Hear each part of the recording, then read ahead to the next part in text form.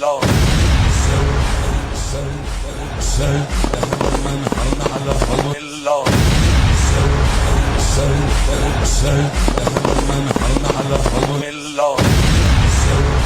ये जो तस्वीर मैं आपको दिखा रही हूँ, ये मुहर्रम जुलूस के दौरान की तस्वीर है। एक गाड़ी को लटकाया गया और उसमें ब्लास्ट दिखाया गया। अब आप सोच रहे होंगे कि इस पर विवाद क्यों है, क्योंकि मुहर्रम का जुलूस शोक मनाने के लिए, लेकिन उसमें एक ब्लास्ट दिखाकर क्या आतंकवाद की तस्वीर दिखाने की कोशिश की गई। जिस गाड़ी में ब्लास्ट हुआ उस गाड़ी पर बड़ा सा पोस्टर लगाया गया था और उसमें लिखा था ले फिर आ गया। अब आखिर क्यों यह ब्लास्ट किया गया और इससे संदेश क्या देने की कोशिश की गई, मैं आगे आपको दिखाऊंगी कि हिंदू और मुस्लिम धर्मगुरु दोनों ही इस पर आपत्ति जता रहे हैं। यह तस्वीर देखिए, ले फिर आ गया, यह बड़ा सा पोस्टर इस पर लिखकर गाड़ी पर लगाया गया और उसके बाद इस गाड़ी को ब्लास्ट करके एक ब्लास्ट यानी कि एक क्या आतंकवादी घटना दिखाने की कोशिश की गई है। आपको बताती हूं कि इस पूरे मामले में यह पूरा बड़ा विवाद क्यों खड़ा हुआ है।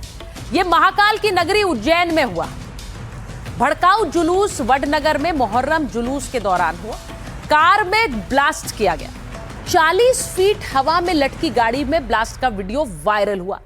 अलग अलग तरह के ब्लास्ट के दृश्यों को वहां पर दिखाने की कोशिश की गई। सिर्फ यही नहीं, आगे आपको 2 और तस्वीरें दिखाऊंगी कैसे वहां ब्लास्ट दिखाया गया।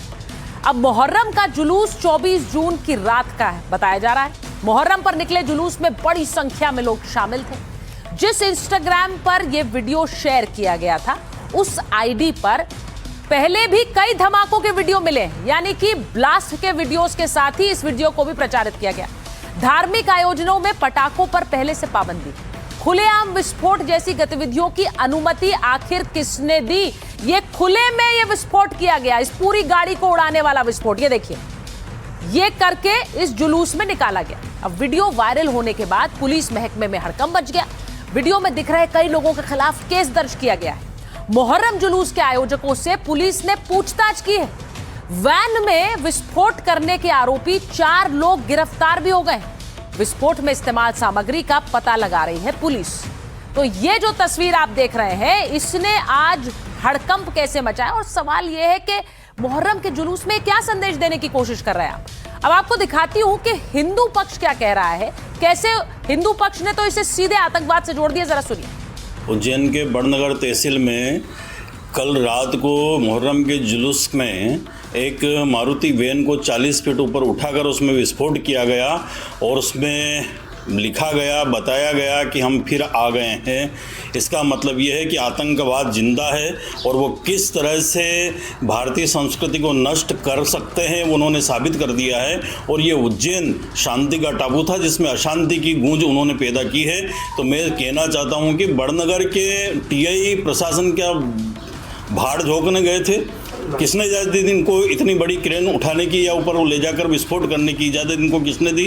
जिस तरह से जीप को 40 फुट ऊंचा करके और हवा में विस्फोट किया गया, वैसा दृश्य प्रतीत हो रहा था जैसे वहाँ के आसपास के सभी हिंदुओं को डराने, धमकाने और एक आतंकी मानसिकता से तुरंत त्रस्त करने के लिए एक सुनियोजित षड्यंत्र रचा गया था। जिस प्रकार का वीडियो आया बेहद गंभीर है। क्या शासन प्रशासन ने ऐसे विस्फोट की अनुमति दी थी क्या? अगर वहाँ कोई बड़ा हादसा हो जाता, कुछ लोग हताहत हो जाते, कौन जिम्मेदार होता? तो आपने सुना कि हिंदू संगठन सीधे सीधे कह रहे हैं कि मुहर्रम में ये ब्लास्ट दिखाने की जरूरत क्या थी, ये आतंकवाद को प्रचारित कर रहे हैं क्या। वहीं दूसरी तरफ मुस्लिम धर्मगुरु भी इस पर सवाल उठा रहे हैं। वो कह रहे हैं कि ये तो मुहर्रम है ही नहीं, ये हो क्या रहा है। वीडियो के अंदर जो नजर आ रहे हैं, कुछ लड़के लाल झंडे लेके खड़े हैं, उन लड़कों की निशानदही करनी चाहिए। जिस आईडी से इंस्टाग्राम पर डाली गई है उस आईडी की भी जांच होनी चाहिए कौन लोग हैं, और जो लोग इसके अंदर शामिल है उनको हुकूमत मध्य प्रदेश, हुकूमत हिंद कड़ी से कड़ी सज़ा दे। ये इस्लाम नहीं है, ये वो जुलूस नहीं है जो मुहर्रम का मातम का जुलूस पहले निकलता था, जिसकी तमाम उलमा सुन्नी और शिया मिलकर जिसकी हिमायत करते थे कि हाँ निकलना चाहिए। आज उसमें बहुत सारी चीज़ें ऐसी आ गई हैं जो समाज, इस्लाम सबके खिलाफ है। डीजे बजना, इस तरह के विस्फोटक सामग्री लेकर उड़ा देना, मैं समझता हूँ ये गलत है। जैसे कि आपने बताया, ये कल रात का ये एक अडार मोहल्ले का अखाड़ा था बड़नगर में, जहाँ पे इन्होंने क्रेन से एक गाड़ी को लटका के उसमें पटाखे और विस्फोट चला के उसको उड़ाया है। तो उसमें अभी FIR हो गई है। इसमें हमने 4 नामजद और अन्य आरोपी भी बनाए हैं। जो ऑर्गेनाइज़र है शोएब खान, उसको हमने आरोपी बनाया है। इसके अलावा जाहिद खान और तस्लीम, जो गाड़ी के ऊपर चढ़ के झंडे लहरा रहे थे, उनको भी नामजद आरोपी बनाया है। इसके अलावा जो क्रेन मालिक गोपाल माली है, उसको भी हमने नामजद आरोपी बनाया है और बहुत जल्दी इनको राउंड अप करके गिरफ्तार कर लिया जाएगा। अब सिर्फ उज्जैन नहीं, बिहार के शिवहर की तस्वीर देखिए। यहाँ मुहर्रम अखाड़े के दौरान मुहर्रम अखाड़े में तब्दील हो गया। कैसे बवाल हुआ 2 गुटों के बीच, वो आपको दिखा रही। 2 पक्षों में जमकर पत्थरबाजी और मारपीट हुई। हिंसक झड़प में 10 से 15 लोग तो घायल हो गए।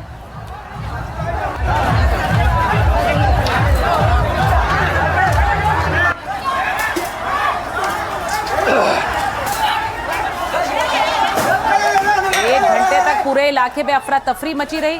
दोनों पक्षों ने एक दूसरे पर आरोप मढ़े और इस पूरे मामले में फिर शिकायत दर्ज हुई।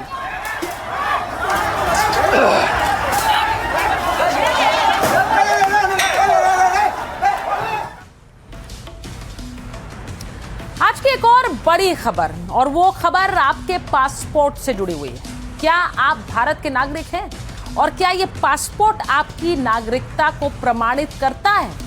नहीं। और यही इस खबर में पूरी खलबली लेकर आया है, क्योंकि अगर आपके पास आपका पासपोर्ट है तो वो ये साबित नहीं करता है कि आप भारत के नागरिक हैं। ये मैं क्यों कह रही हूं? क्योंकि पासपोर्ट नागरिकता साबित करने का कोई दस्तावेज नहीं है। पासपोर्ट विदेश में पहचान बनाने का दस्तावेज है, ऐसा देश का विदेश मंत्रालय कह रहा है, यानी MEA कह रहा है। मिनिस्ट्री ऑफ एक्सटर्नल अफेयर्स का ये बयान आया।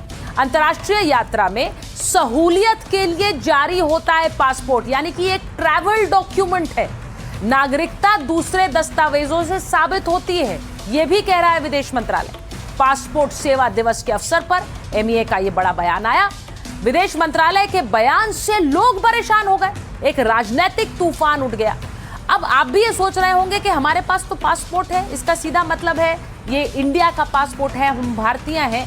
लेकिन इसे लेकर कुछ जो औपचारिकताएं हैं वो आगे आपको बताऊंगी। लेकिन आज जब ये खबर आई तो असदुद्दीन ओवैसी AIMIM के अध्यक्ष सीधे प्रेस कॉन्फ्रेंस करने आ गए और उन्होंने इस पूरे विवाद पर अपनी बात रखी। सुनिए जरा।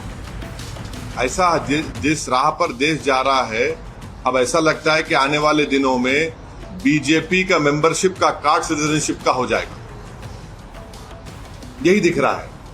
अब आप देखिए कि सेक्शन 6 सबसेक्शन 2 और सबसेक्शन A पासपोर्ट एक्ट का पढ़ लीजिए। वो क्या कहता है कि पासपोर्ट उसी को दिया जाएगा या नहीं, उसको नहीं दिया जाएगा जो भारत का नागरिक नहीं है। अब बताइए क्या करें हम? पासपोर्ट देने के लिए पुलिस वेरिफिकेशन होता है, मैंडेटरी है पुलिस वेरिफिकेशन, वो प्रूफ नहीं है। बर्थ सर्टिफिकेट प्रूफ नहीं है, आधार कार्ड प्रूफ नहीं है, वोटर ID कार्ड प्रूफ नहीं है। भाई क्या प्रूफ है फिर? अब यही तो सरकार अपने हाथ में इन चीजों को ले रही है और हर एक को वल्नरेबल बता रही है, तो ये तो एप्रीहेंशन पैदा होगा ना। तो अगर आपके पास पासपोर्ट है तो ये सुनिश्चित नहीं करता है कि आप भारत के नागरिक हैं। अब इसको लेकर सोशल मीडिया पर एक बहस छिड़ गई। लोग तरह तरह के सवाल पूछ रहे हैं, कह रहे हैं कि नागरिकता कैसे साबित होगी, फिर कौन सा कागज भारतीय नागरिक होने का सबूत देगा, ऐसा कौन सा डॉक्यूमेंट है जो तय करेगा, अगर पासपोर्ट नहीं तो और क्या। ये सारी चर्चाएं अब सोशल मीडिया पर शुरू हो गई।